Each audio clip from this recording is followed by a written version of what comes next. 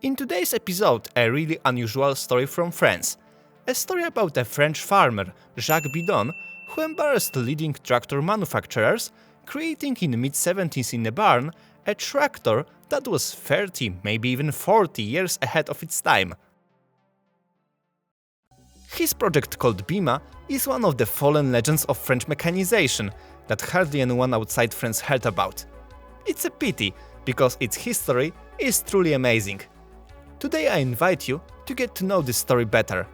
I hope you will like my video and leave a thumb up and sub so that it can reach a widest audience possible. Thank you, and let's jump into a story.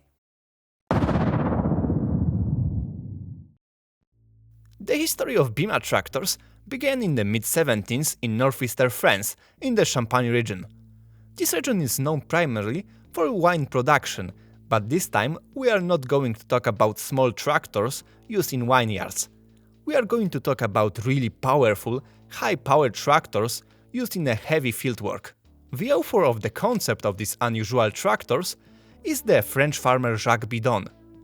The idea to create his own articulated tractor was born in his head during his studies at the University of Technology in Reims when he was only 20 years old. It was at this time when young Bidon had the opportunity to learn the secrets of advanced hydraulic systems, and it was there that he came up with the idea of using them as a drive in a tractor. Of course, it was the 1960s, and no one had even heard of such a solution as the famous Fendt Vario CVT at that time. After graduating, young Jacques Bidon worked in several mechanical industry companies as an engineer, where he gained experience specializing in power hydraulics and electronics. In 1972, because of personal reasons, Bidon had to give up his career as an engineer and return to his homeland to continue with his brother running the 2-hectare family farm. However, the dream of creating his own tractor was never buried.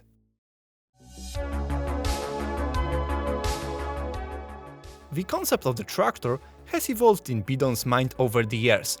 Finally, in 1975, there was an opportunity to make his dream come true. Jacques started collaborating with the Larot design office from Avon. After seeing his concept drawings, they became interested in his visionary idea of a farm tractor. He was hired and he received a budget of 2,500 work hours to be used to study the behavior of machines attached to the front of the tractor. The whole concept was based on this: to create a tractor that could use its power as optimally as possible by hitching to it a combination of machines at the rear and at the front at the same time. In order to increase the towing and lifting capacity, the tractor engine was located between the wheels in order to achieve a better balance and lower the center of gravity of the machine. The hydraulic transmission was also a very innovative solution. Each wheel was equipped with a separate hydraulic motor powered by an individual hydraulic pump.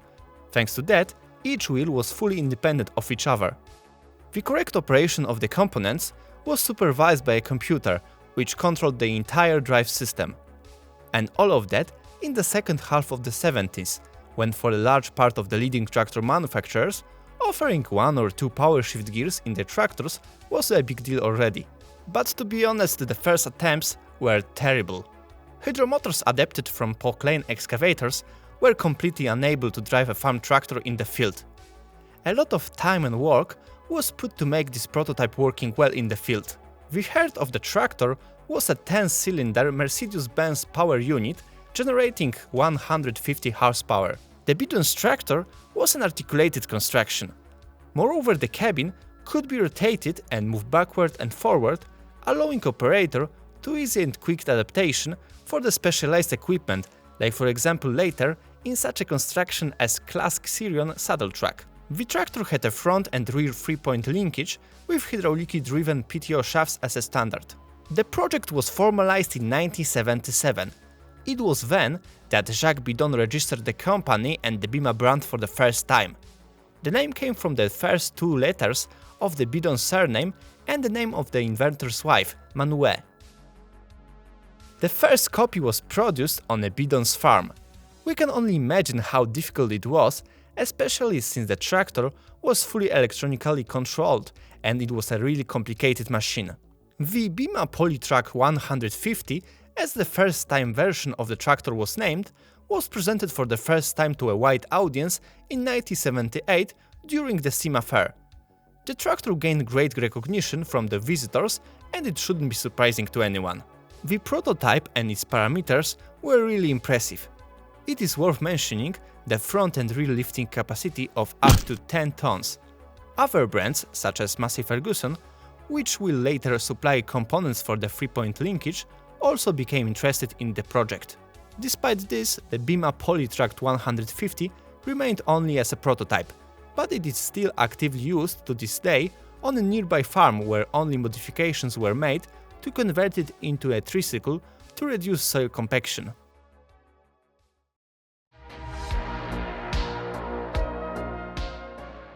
Jacques Bidon realized that putting into production such a complex and expensive machine without any technical and financial background is impossible. Therefore, in 1980, cooperation was established with the French company Albaret, specializing in the production of road rollers. Albaret had the production capacity and facilities to start producing BIMA tractors. At the beginning, they were going to build two prototypes, 250 and 285.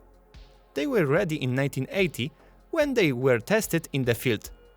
The production of another 10 tractors for the customers was planned for the next year. In 1983, a development version of the BIMA 300 and 360 was introduced with 325 and 350 horsepower engines. It was already such a final version which will be produced until 1993. Do not think, however, that is going to be a large production. We are talking only about single custom-made tractors. All in all, to be honest, it's hard to talk about any standardized models at all, because every tractor was made individually for the customers, and often they were quite different from each other. BIMAs were tailored-made machines. Engineers put really different components and engines from Cummins, Mercedes-Benz and even Fiat. The production volume was very small indeed, but let's not forget that the main area of Albaret's activity was the production of road rollers, and the tractors were just side-by-side add-on, so it wasn't that big a problem either. Until then, at least. At one point the plant ran into serious financial problems, not necessarily related to the production of BIMA tractors. The American Caterpillar company was interested in the decaying factory and was eager to expand its portfolio with a new road rollers. However, they were not interested in the BIMA project, and Jacques Bidon was left with his tractor alone.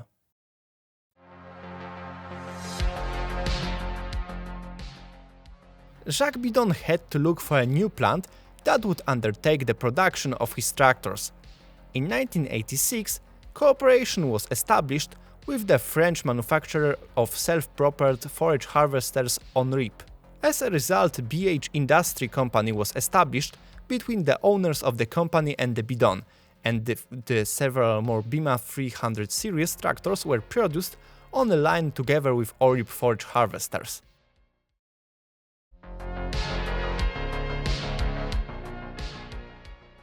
The design of BIMA tractor evolved from copy to copy.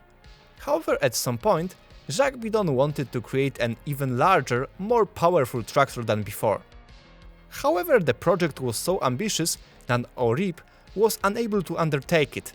In general, it was a problem to find any plant in France that would like to undertake the production of a new model. Bidon found a partner abroad. A company Technical Labrero from Spain expressed the interest in cooperation and building new model of BIMA tractor. So the last BIMA model was produced in Spain. It was the BIMA 4400 model. The tractor left the factory in white color. The machine was equipped with 400 horsepower Cummins engine. This model was produced in just one copy. This copy is still actively used by a farmer in France. The enthusiast gave him a second life, and he shared the renovation process on one of the French-speaking discussion forums. To sum up, a total of 22 BIMAs were produced, and most of them rot somewhere in the bushes. For this reason, BIMA is today extremely rare, and it is a tasty morsel for tractor collectors. In general, the problem with BIMA is that their repairs are not only very expensive, but also require parts to be used that cannot be obtained out of nowhere, as most of them were created typically for the needs of BIMA. Why has BIMA been discontinued? It's hard to say. Finances and little interest in such advanced machines contributed to that for sure.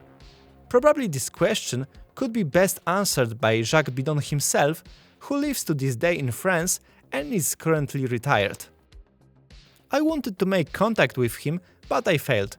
For this reason I reserve that there may be some inaccuracies in this material, because unfortunately I could not verify this information from a reliable source, so had to rely on scraps that I find in the internet and in the literature.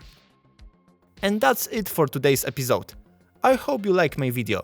If so, be sure to leave a thumb up and subscription of my channel if you like my video and want to see them on my channel more. And now thank you for watching and see you next time.